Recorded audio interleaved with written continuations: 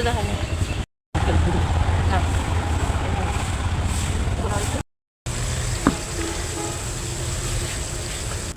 Everyone, আসসালামু আলাইকুম। আজকের ব্লগে আমি কী নিয়ে হাজির হলাম সেটা হয়তো তোমরা বুঝতেই পারছো, কারণ আমার শখের বাগানে কিছু ফুল গাছ অ্যাড করা হয়েছে, আর যেগুলো নিয়ে আজকের ব্লগটি এবং সকালের নাস্তা এবং দুপুরে খাবার দাবার সব কিছু মিলিয়ে আজকের ব্লগটি আমি শুরু করছি তোমাদের সাথে। তো এখানে সকালবেলা আর কি গাছগুলো কালকে সন্ধ্যায় আমরা আনছি, তারপরে পানি দেওয়া হয় নাই, আর তাই আমি ভাবলাম সকালবেলা একটু পানি দিয়ে নিই। তো পানি দিয়ে এখন চলে যাচ্ছি আমি নাস্তাটা রেডি করতে। আমার শ্বশুরাব্বু খাবে, তো আমি ভাবলাম নাস্তাটা রেডি করে দিয়ে তারপর অন্য কাজে যাই। তো এখানে নাস্তাটা রেডি করতেছি, আর এখানে একটা ডিম ভেজে দিচ্ছি আব্বুকে, কারণ আজকে ভাজি টাজি করা হয় নাই, তো তাই আর কি ডিমটা ভেজে দিচ্ছি। তারপর এক এক করে ভেজে আমি, আম্মু মানে আমার শাশুড়ি আম্মু, আমার বর খেয়ে নিছি।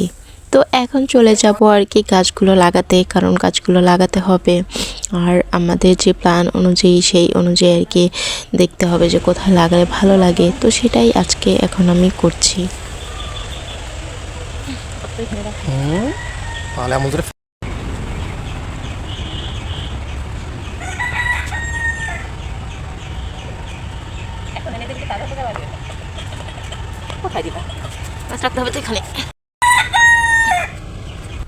তারপর যেখানে সিদ্ধান্ত নেওয়া হয়েছে যে আমরা কোথায় গাছগুলো লাগাবো সেই জায়গাগুলো একটু পরিষ্কার করে নিচ্ছি, কারণ অনেক দিন ধরে আর কি বাগানটা ক্লিন করা হয় না। আর এই ফাঁকে ভাবলাম তো যেখানে গাছগুলো লাগাবো সেখানে আর কি সুন্দর করে ক্লিন করে তারপর এক এক করে গাছ লাগিয়ে দিচ্ছি।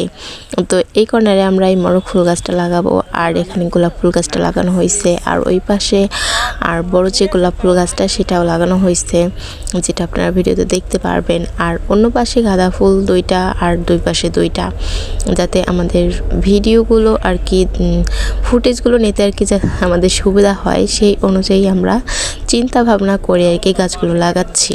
তারপর এখানে গাঁদা ফুল গাছ দুইটা লাগাতে আসছি, কিন্তু এখানে এমন একটা সমস্যা হচ্ছে, প্রথমে মনে করছে আমার পর এখানে একটা পাথর, কিন্তু না, ওখানে একটা ছালার বস্তা মানে এমনভাবে আটকে আছে, মাটি উঠানো যাচ্ছে না। পরে সেটা উঠিয়ে এই যে আমরা আর কি সুন্দর করে গাছগুলো লাগিয়ে দিচ্ছি।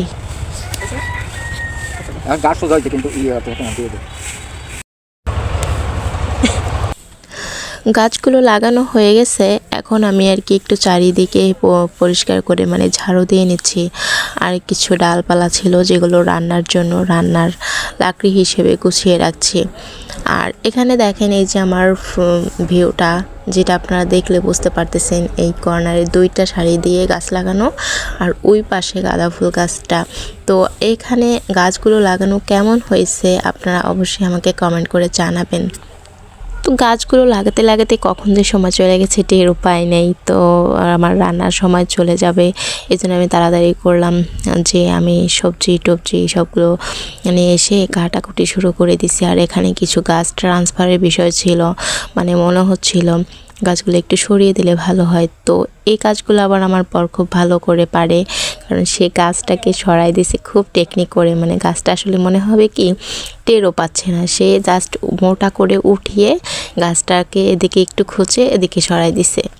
আর এখানে আমার ভাইগনা, সে আবার গাছগুলোতে পানি দিয়ে দিচ্ছিল, মানে আমার অনেক কাজ কমাই দিচ্ছিল ওরা। আর আমার এখানে গোছ গাছ হয়ে গেছে, সব কমপ্লিট হয়ে গেছে। তো আমি তাড়াতাড়ি আর কি রান্নার আয়োজনটা শুরু করলাম, কারণ আগুনটা ধরিয়ে দিতে হবে। কারণ পরে আগুন ধরাতে ধরাতে আমি দেখি যে আমার প্রায় 12:30 বেজে গেছে। তো আমার তখন মাথায় হাত যে এত লেট হয়ে গেল, কিন্তু আসলে সময়ের মধ্যেই রান্না শেষ করতে পারছিলাম। তারপর আমি এত লেট করে আর কি আসি না দুপুরে রান্না করতে, আরও একটু আগেই রান্না করা হয়।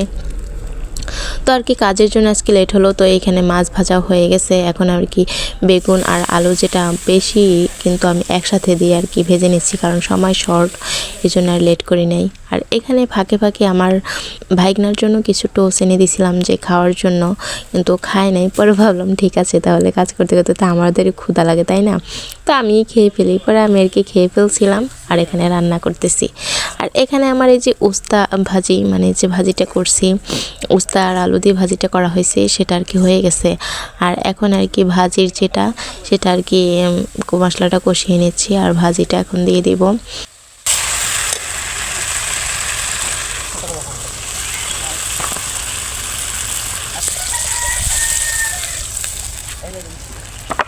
দেখি আমি এর কতগুলো চাল নিয়েছি কি বেশি নিচ্ছি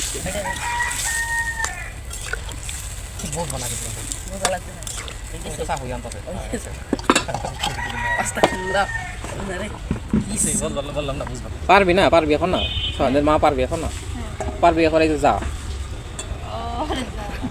তাই কি অল্প বয়সে দাদি হয়ে গেছে ধর না আমরাই তুই তোর দাদা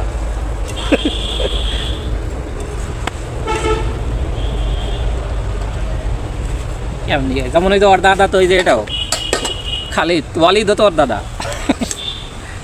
কত পিছে পড়ছে বেগুনের ভিতরে ডিম দিছা একটা ইস একটা তো সুখা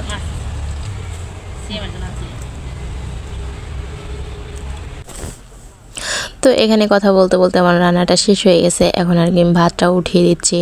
আর ভাতটা উঠিয়ে দিয়ে আপনাদের সাথে একটা কথা বলতে চাই, আমার এই গ্রামের ছোট ছোট মুহূর্তগুলো যদি আপনাদের ভালো লেগে থাকে তাহলে ভিডিওতে একটি লাইক এবং কমেন্ট করে দিবেন। তো এই তো আমার দুপুরে রান্নাবান্না শেষ।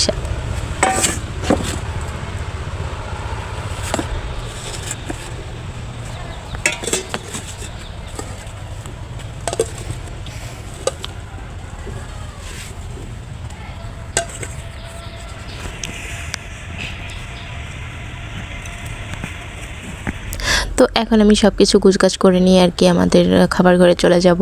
আর এরপর গোসল করে খাবার দাবার আর কি খেয়ে নিব। তো খাবার দাবার খাওয়ার আপনাদের সাথে শেয়ার করলাম না। আর আজকের ভ্লগটি আমি এখানেই শেষ করছি। সবাই ভালো থাকবেন, সুস্থ থাকবেন আর আমার জন্য দোয়া করবেন। আজকের মতো বিদায় নিচ্ছি। আল্লাহ হাফেজ।